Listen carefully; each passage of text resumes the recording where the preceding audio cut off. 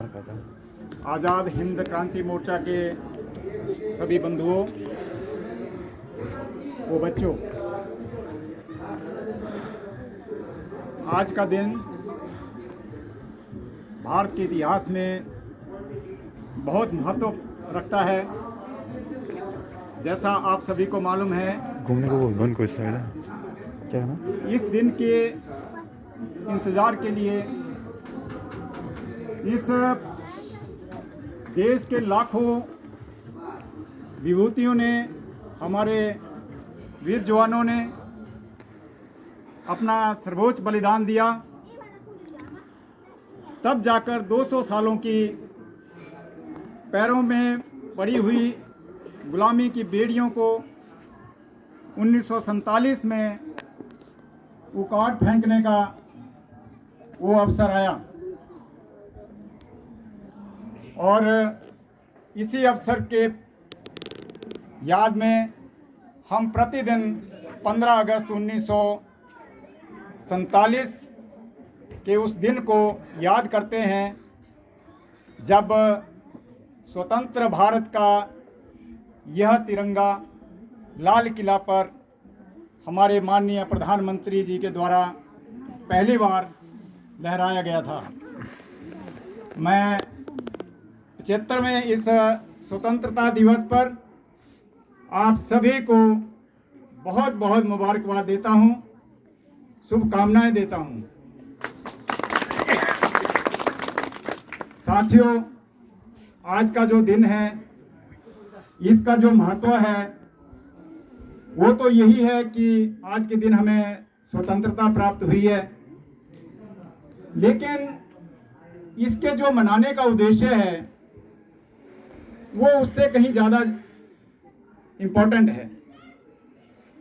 इस दिवस को मनाने का उद्देश्य सर्वप्रथम तो ये है कि जिन विभूतियों ने, हमारे वीर जवानों ने इस स्वतंत्रता को प्राप्त करने के लिए जो बलिदान दिए, उनको हम याद करें, उनके परिवारों के प्रति सहानुभूति प्रकट करें।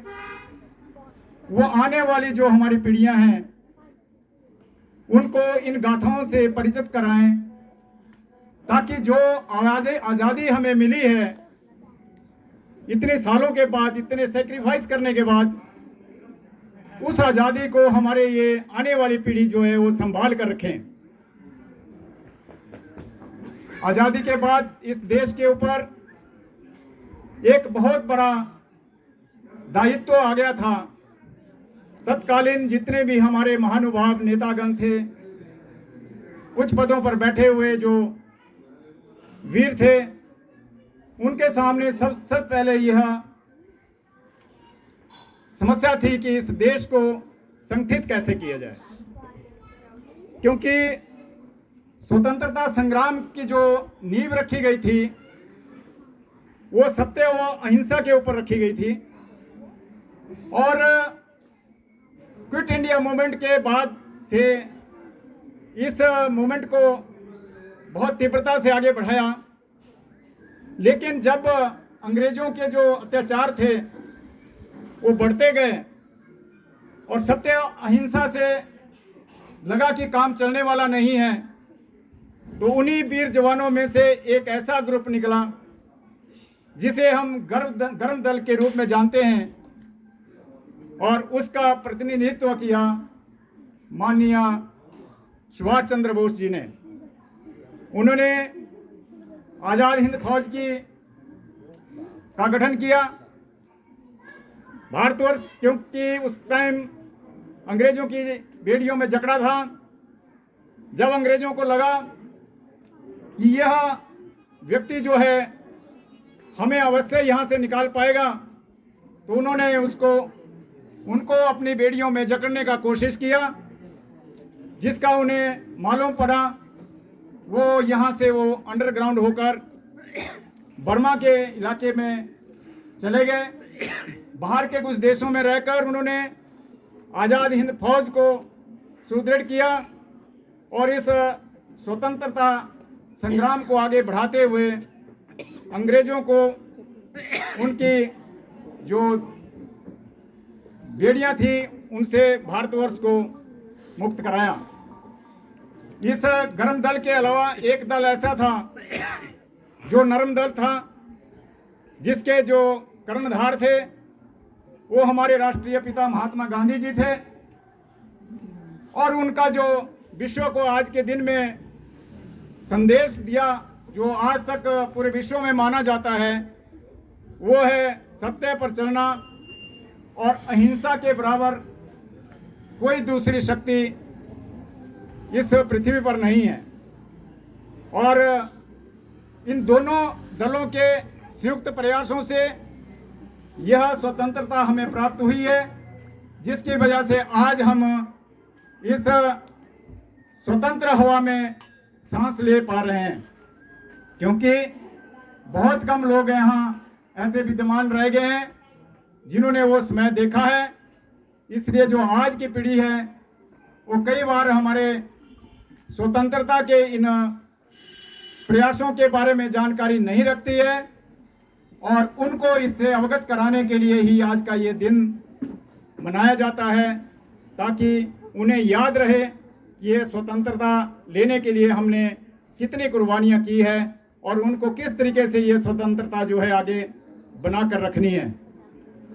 महात्मा गांधी इस देश के राष्ट्रपिता हैं और उन्होंने कुछ ऐसे सिद्धांत दुनिया को दिए हैं जिसके ऊपर हिंदुस्तान ही नहीं बल्कि बड़े बड़े देश पूरे संसार में आज भी उनको मानते हैं और उनके बताए हुए उन सिद्धांतों पर आगे चलते हैं।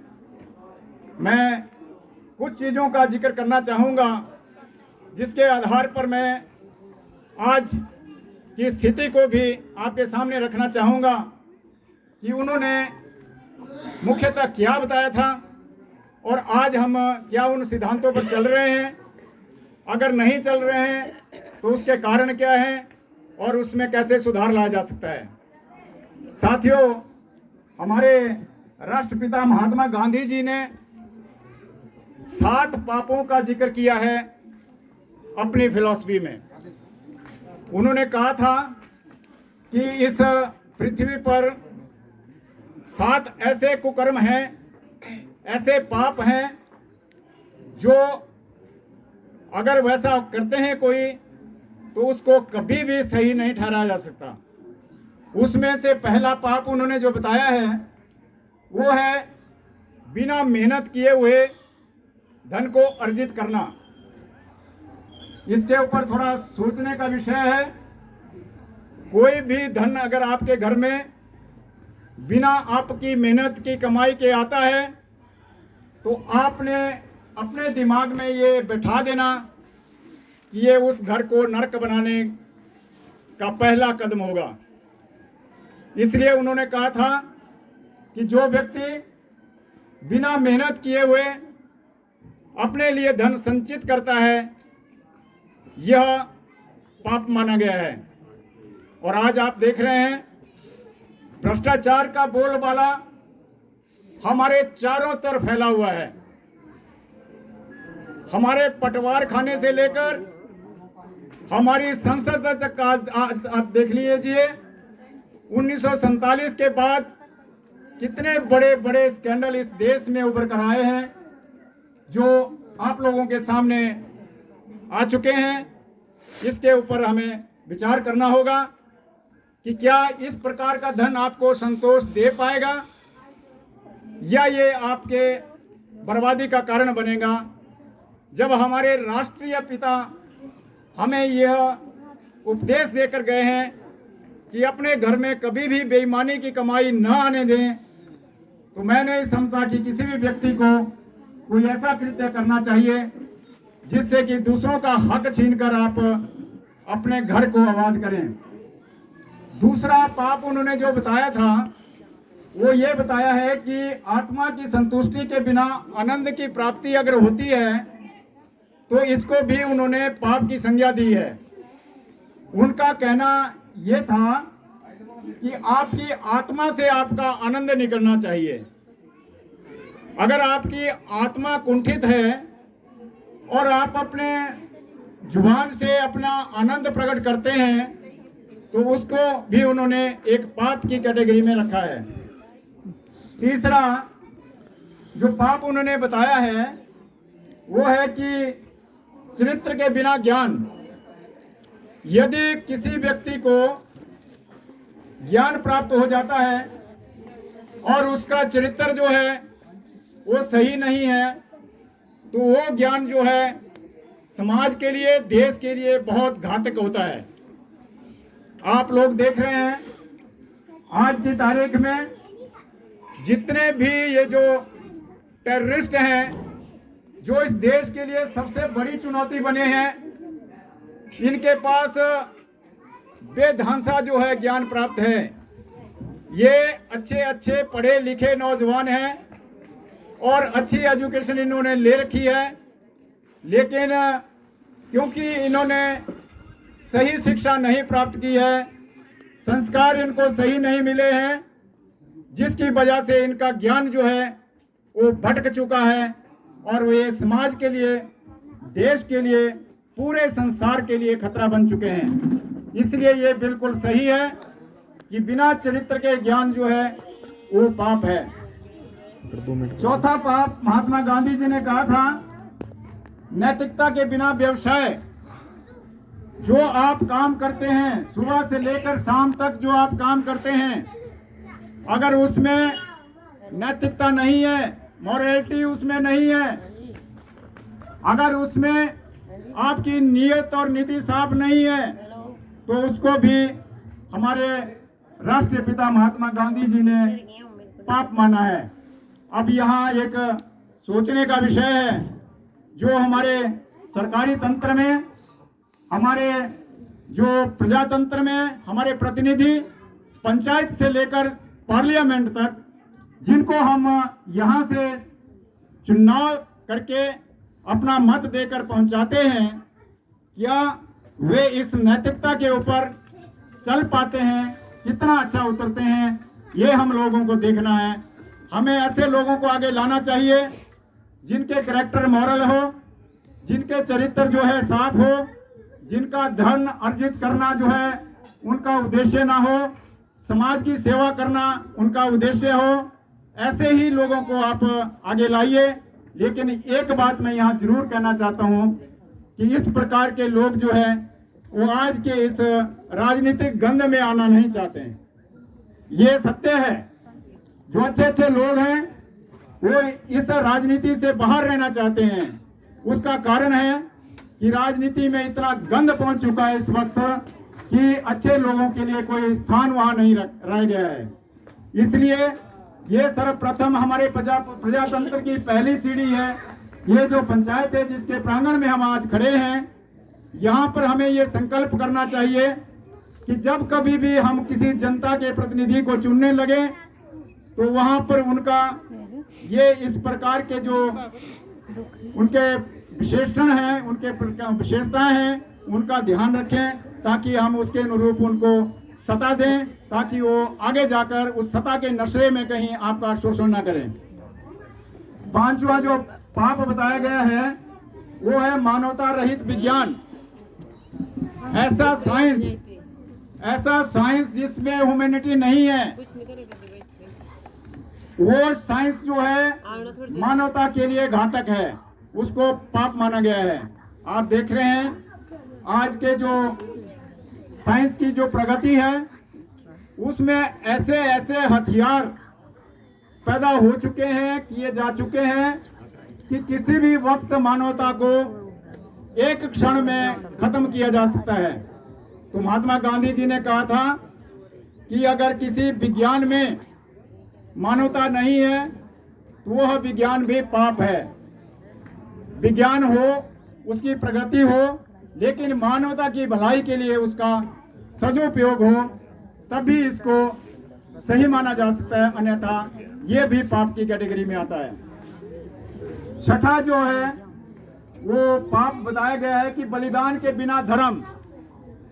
यदि किसी धर्म में सैक्रिफाइस के लिए कोई जगह नहीं है, कोई अपने आप को बड़ा धार्मिक कहलाता है, माथे पर बिंदु लगाकर, टीका लगाकर, भगवा वस्त्र डालकर समाज में अपने आप को बहुत महात्मा कहलाता है और वो समाज के लिए कोई भी काम नहीं करता, समाज के वेलफेयर के लिए, मानवता के वेलफेयर के लिए कोई कार्य नहीं करता, तो वो धर्म जो है, उसका धार्मिक होना जो है वो बेकार है, उसको पाप माना गया है। और अगर आप लोगों ने भागवत को थोड़ा देखा होगा, पढ़ा होगा, उसमें भी यही लिखा है कि इस कलयुग में जो है भगवा वस्त्र में है, आपको बहुत सारी जगहों में डाकू मिलेंगे जो बाहर से तो देखने को आपको धार्मिक दिखेंगे, लेकिन अंदर से वो समाज का शोषण करते हैं। लास्ट जो पाप बताया गया है वो पाप सबसे इम्पोर्टेंट आज के समय के लिए है और वो है सिद्धांत के बिना राजनीति। सिद्धांत के बिना राजनीति, ये महात्मा गांधी जी ने कहा है कि ये पाप है। अब क्योंकि इसके ऊपर हमें विचार करना है कि जो आज राजनीति में लोग हैं, चाहे वो किसी भी दल से हैं, क्या वो सिद्धांत की राजनीति कर रहे हैं या केवल लूटपाट उनका धंधा बन चुका है। आप एक पंचायत से लेकर पार्लियामेंट तक आप स्थिति को नजर मारिए। आज पार्लियामेंट की ये स्थिति है कि जो ये सेशन अभी पार्लियामेंट का हुआ, इसमें 750 करोड़ रुपया जो है हम टैक्स पेयर का इन डाकुओं ने बर्बाद कर दिया। वहां पर कोई बिजनेस नहीं हुआ, पूरी पार्लियामेंट के बिजनेस को इन्होंने ठप कर दिया। और अगर ठप करना ही था, अगर ये समाज सेवक थे, तो हमारी जेब से जो टैक्स का पैसा गया है उसका 750 करोड़ रुपया जो है इनके बाप दादों के ट्रस्ट से नहीं गया है, उसका ये भत्ता और उसकी तनख्वाह लेने के ये हकदार नहीं है, अगर इन्होंने पार्लियामेंट में काम नहीं करना है तो। इस प्रकार के लोगों को अगर हम चुनकर भेजेंगे जो आगे जाकर लुचे लफंगे शराबियों की, बदमाशों की सेना खड़ी कर देंगे समाज में, तो हमारी बहु बेटियों की रक्षा करना जो है वो फिर किसी के हाथ में नहीं रहेगा। आज एक पटवारी से लेकर ऊपर तक आप काम करा के दिखाइए। आप लोग यहां बैठे हैं, आपका एक्सपीरियंस होगा, गिने चुने लोगों को छोड़कर क्या वो बिना पैसा लिए हुए आपके काम कर रहे हैं? अगर नहीं कर रहे हैं तो इनके ऊपर जो उच्च अधिकारी बैठे हैं इनको लानत है। हम भी अधिकारी रहे हुए हैं, आप जहां जहां हम रहे वहां से आप पता कर सकते हैं कि अगर ज्यादा नहीं तो 80% करप्शन को हमारे बैठते ही खत्म हो जाती थी। उसका क्या कारण है? उसका कारण यह है कि अगर मुखिया जो है वो हनेस्ट होगा तो नीचे वाले की करप्शन करने की हिम्मत नहीं होती है। आज केंद्रीय सरकार में एक बहुत एग्रेसिव जो है एटीट्यूड का हमारे को नेतृत्व मिला हुआ है माननीय मोदी जी का, और आप देख रहे हैं रातों रात इतनी तीव्रता से पूरे देश में परिवर्तन आ रहा है। बहुत सारी चीजों का आप लोगों को शायद अभी ग्रामीण क्षेत्र में इल्म नहीं होगा, जिसका रिजल्ट जो है 5-10 सालों में आपको पेनिट्रेट होकर यहाँ आने वाला है। जो पढ़े लिखे लोग हैं वो इस चीज को देख रहे हैं कि केंद्रीय सरकार कितनी तीव्रता से और कितनी मजबूती से डिसीजन ले रही है। आज तक 70-75 सालों में जम्मू कश्मीर में, जो कि इस देश के लिए कैंसर बन चुका था, धारा 370 को एक स्ट्रोक से इस केंद्रीय सरकार ने उड़ा दिया। और इसके अलावा बहुत सारे ऐसे परिवर्तन लाए जा रहे हैं जो कि बेसिक करप्शन के कारण हैं। आज जो डिजिटल इंडिया का बात हो रही है, आप लोगों के जो कार्य हैं वो घर बैठे आपको बहुत सारे मिल रहे हैं। आपकी जो स्किल जो है उसको डेवलप किया जा रहा है ताकि ये जो करप्शन का जमवाड़ा है इसको किस तरीके से तोड़ा जाए। ये जो दलाल बीच में बैठे हैं, आज भी आप तहसीलों में जाइए, आपको तहसीलदार के बीच में और टाइपिस्ट के बीच में दलाल मिलेंगे, और कई जगह पर वो टाइपिस्ट ही दलाली कर रहे हैं। अगर किसी को इसका अनुभव ना हो तो आप तहसीलों में जाकर देखिए, यही हालत हर कार्यालय की है। इसके लिए कौन दोषी है? इसके लिए दोषी जो है हम लोग हैं, हम जनता है। प्रजातंत्र में जो पावर है वो प्रजातंत्र में जनता को दे रखी है। अगर वहां पर भ्रष्ट लोग बैठ रहे हैं तो इसका मतलब हम अपनी ताकत का सही प्रयोग नहीं कर रहे हैं। इसलिए जब कभी इस प्रकार के चुनाव आपके क्षेत्र में आते हैं, जो कि अभी आगे भविष्य में आने वाले हैं, तो मेरा आप लोगों से निवेदन है कि पार्टी चाहे कोई भी हो, पार्टी में कोई अंतर नहीं है। अगर अंतर है तो उसके बीच में जो एलिमेंट बैठा है, जो व्यक्ति बैठे हैं, उन व्यक्तियों को हमने सुधारना है। हमें सही व्यक्ति इन दलों के बीच में ले जाने हैं। यदि कोई आपके सामने ऐसा भी स्थिति आ सकती है कि राजनीतिक दल जो है वो दो माफिया खड़ा कर देती है आपके एरिया में, तो आपके पास ऑप्शन क्या रह जाती है? आपके पास ऑप्शन है कि उस क्षेत्र का अच्छे से अच्छा नागरिक को बाहर निकालो। हालांकि वो नहीं आना चाहेगा, क्योंकि गंद इतना पड़ चुका है कि अच्छे लोग जो हैं इससे अपना मुंह मोड़ रहे हैं। लेकिन ये आपका दायित्व है, उस व्यक्ति को बाहर लाइए और उसको उसके हाथ में अपना प्रतिनिधित्व दीजिए। बाइबल में लिखा हुआ है, यदि झाड़ू जो है वो गंदगी से दूर रहने की कोशिश करेगा तो गंदगी कभी साफ नहीं हो सकती है। इसलिए उस झाड़ू को गंदगी के साथ टच होना ही होगा, तब जाकर ये जो गंद है इसको साफ किया जा सकता है। मुझे बहुत अच्छा लगा, ग्राम पंचायत जो है सरद्वार में प्रधान जी यहाँ बैठे हैं। इस पंचायत का जो नक्शा है, जब कोई इस पंचायत को देखते हैं और उसके दृश्य से ही मालूम हो जाता है कि वहाँ की पंचायत जो है वो कितनी सक्रिय होगी। मैं व्यक्तिगत रूप से यहाँ के प्रतिनिधियों को नहीं जानता था। ओपी शर्मा जी के आग्रह पर मैं इच्छा प्रकट की कि मैं आऊँगा, और इन्होंने सुभाष चंद्र बोस के नाम पर जो आज़ादी मंच बनाया है, इन्होंने जब मेरे से इसका परिचय करवाया तो मुझे लगा कि जो ये कार्य कर रहे हैं, हमने भी तो अपनी सर्विस के दौरान यही किया है, तो क्यों नहीं ये कार्य फिर मिलजुल कर किया जाए और इसको एक ताकत दी जाए। इसी उद्देश्य को लेकर मैं आप लोगों के बीच में आया हूँ। आप लोगों ने मेरी बात को सुना, बहुत बहुत आपका धन्यवाद।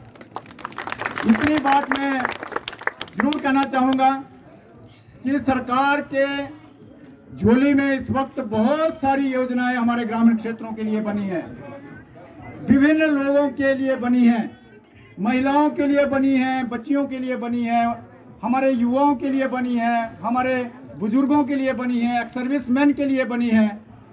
मेरा यहाँ के प्रतिनिधियों से निवेदन है कि इन योजनाओं का प्रचार और प्रसार जो है हमारी जनता के बीच में पहुँचाएं, ताकि वो इसका भरपूर फायदा उठा सकें।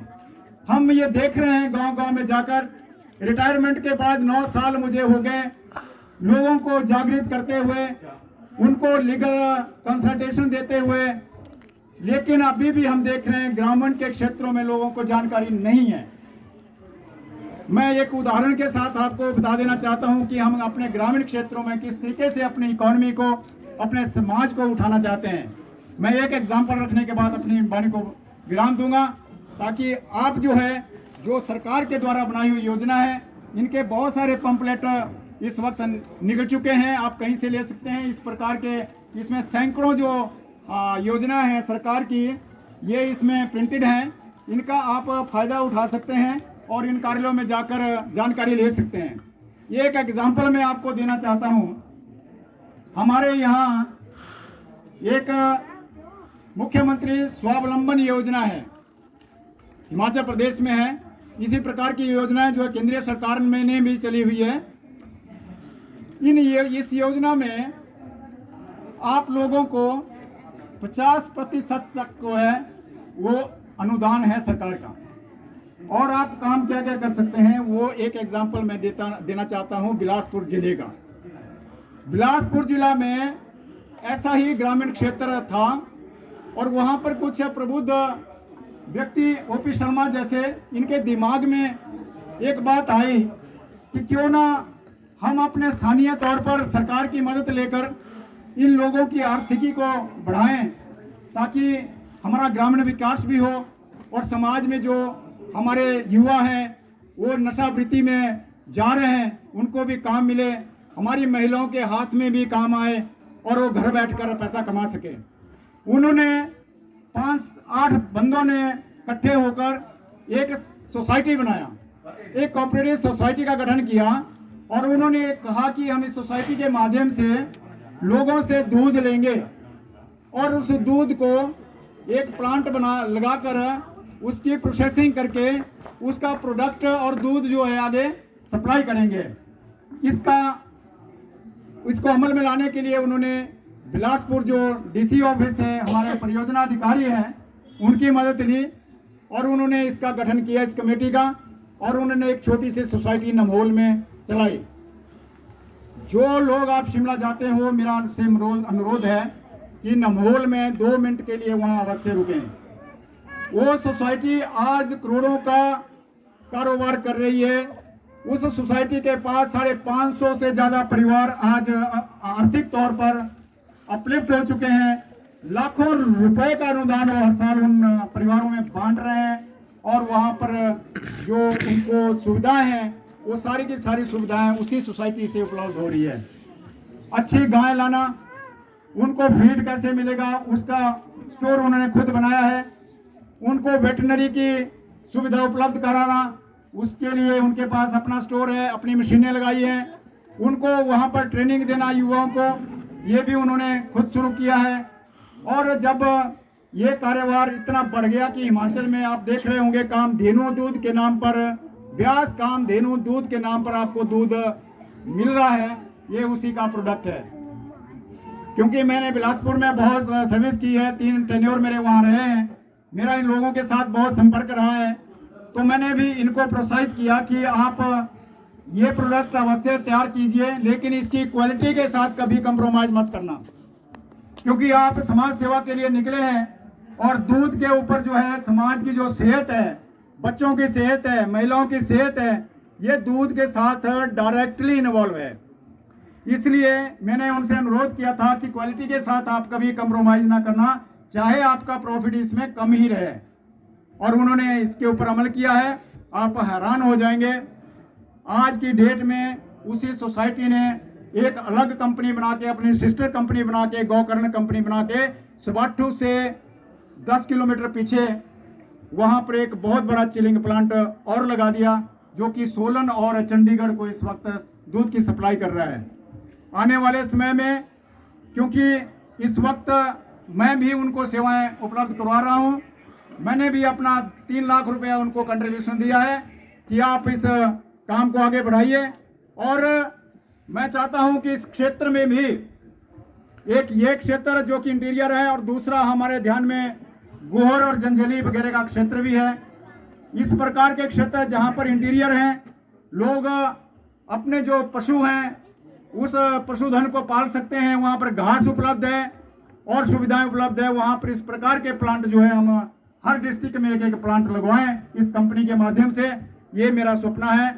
इसलिए मेरा आप लोगों से अनुरोध है कि इसके ऊपर विचार करें कि हम डेयरी प्लांट को अगर आगे ले जाना चाहते हैं, उससे बहुत सारे फायदे होते हैं। आपकी ऑर्गेनिक जो फसल है, क्योंकि डेयरी जब आप कराएंगे तो उससे आपको वहाँ का जो गोबर है, गोबर की खाद मिलेगी। गोबर की खाद जब मिलेगी तो आपको रासायनिक खाद डालने की आवश्यकता नहीं होगी और आप ऑर्गेनिक खेती के ऊपर जाएंगे, जिससे आपकी सेहत खराब नहीं होगी। इस प्रकार से मैं ज़्यादा चर्चा नहीं करूंगा। इसमें कम से कम 100 स्कीमें इन पंपलेट्स में इस वक्त है। इसका पूरा आप इस्तेमाल कीजिए। कृषि से संबंधित अगर आप जानकारी लेना चाहते हैं, एडीओ जो प्रसार अधिकारी होता है एग्रीकल्चर डिपार्टमेंट का, आप मंडी में बैठता है या कई बार मीर चौक में भी इनके दफ्तर हैं, आप वहां पर जाइए उनसे पूछिए कि कौन कौन सी स्कीमें आपके पास एग्रीकल्चर से संबंधित है। इसी प्रकार से डेयरी से संबंधित जो है एनिमल हस्बेंड्री के पास जाइए, एग्रीकल्चर वाले के पास जाइए, इंडस्ट्री वाले के पास जाइए। ये सारे के सारे डिपार्टमेंट, इनको हिदायत हुई है इस वक्त गवर्नमेंट से कि ग्रामीण क्षेत्रों में जितनी ज़्यादा से ज़्यादा इस प्रकार की स्कीमों को आप लागू कर सकते हैं, करिए। और गवर्नमेंट इसके ऊपर भरपूर अनुदान दे रही है। आप लोगों को जानकर ये हैरानी होगी, हम लोगों ने वहां पर 5 करोड़ रुपया उस प्रोजेक्ट में लगाया, उस चिलिंग प्लांट में, और जिसमें से 2.5 करोड़ रुपया अनुदान जो है वो गवर्नमेंट ने दिया। इससे बड़ी जो मदद है वो हमारे लोगों की कैसे हो सकती है? अगर आपको 50% कोई सब्सिडी दे रहा है किसी काम करने के लिए, फिर भी अगर आप काम ना करें तो फिर गरीबी हमारा अपना कसूर है, सरकार का कसूर आप नहीं कह सकते। इसलिए साथियों, ज्यादा ना बोलता हुआ, आप लोगों ने मुझे इस पावन पर्व पर इस तिरंगे झंडे की शान को याद करने के लिए यहाँ पर बुलाया। इसके लिए मैं ओपी शर्मा जी का, इनके मंच का, यहाँ पर जो एक सर्विसमैन है उनका, और आप सभी महिला मंडल, महिलाओं का, बच्चों का धन्यवाद करता हूँ। आपने मुझे समय दिया, बहुत बहुत धन्यवाद। एक बार फिर से आप सभी को मुबारकबाद। जय हिंद।